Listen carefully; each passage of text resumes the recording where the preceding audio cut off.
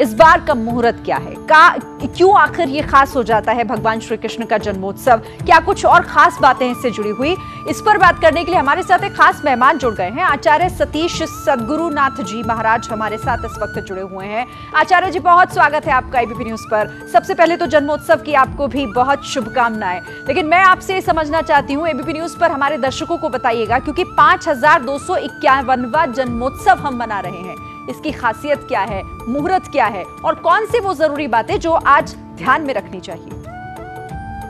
शरीन जी, बहुत बहुत धन्यवाद। सबसे पहले तो आपको और आपके सभी दर्शकों को बालकृष्ण लाल की, लड्डू गोपाल के जन्मोत्सव की, वर्धापन दिवस की, जन्माष्टमी की ढेर सारी शुभकामनाएं। बहुत शुभ हो, बहुत श्रेष्ठ हो।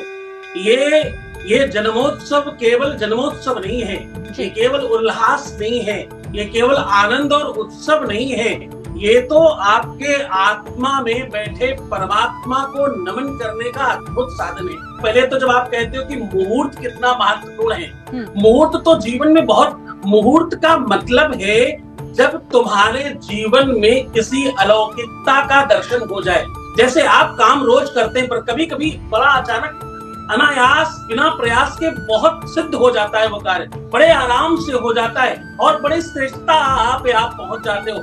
इसी का नाम मुहूर्त है। तिथि वारम च नक्षत्रम योगः करणमेव च, ये 5-7 चीजें मिलकर के तिथियां बनती हैं। तिथि के बाद नक्षत्र, नक्षत्र के बाद योग, योग के बाद करण और करण के बाद वो शुभ मुहूर्त का जन्म होता है। ये सामान्य संयोग नहीं है, ये बहुत स्पेशल और बहुत खास है। मैं आपको पद्म पुराण की एक बहुत महत्वपूर्ण बात बताता चलूं, फिर हम आपको आज क्या खास बात ध्यान रखने वाली वो बता रहे हैं। ठीक है। पद्म पुराण में लिखा है, वेद चक्षु किलेदम स्मृतम ज्योतिषम श्रेष्ठता चांग मध्योति तेनोच्यते संयतो पीतरैः कर्णनासादपि चक्षुषांगे नहीनो न किंचित करा। ये तिथियों से, ज्योतिष के संयोग से, जितनी सारी चीजें हम सब जानते हैं ना, उससे बहुत बड़ा विषय है। जब आप जन्मोत्सव की बात करते हैं, ये रामकृष्ण की भूमि है। यहाँ एक जन्म राम का हम मनाते हैं और आज हम कृष्ण का जन्मोत्सव मना रहे हैं। राम जन्मोत्सव में महल से वन की यात्रा है और यहाँ वन से महल की यात्रा है। यहाँ वृंदावन से प्रारंभ होकर के वन की तरफ हम लोग, वन से निकल करके महलों की तरफ जाते हैं, द्वारिकाधीश बनेंगे आगे जाकर के। तो ये जो व्यवस्था है, ये सामान्य लोगों को असामान्य करने की अद्भुत ताकत है इसमें धनवान होना हो, यशवान होना हो, कीर्तिवान होना हो, बलवान होना हो।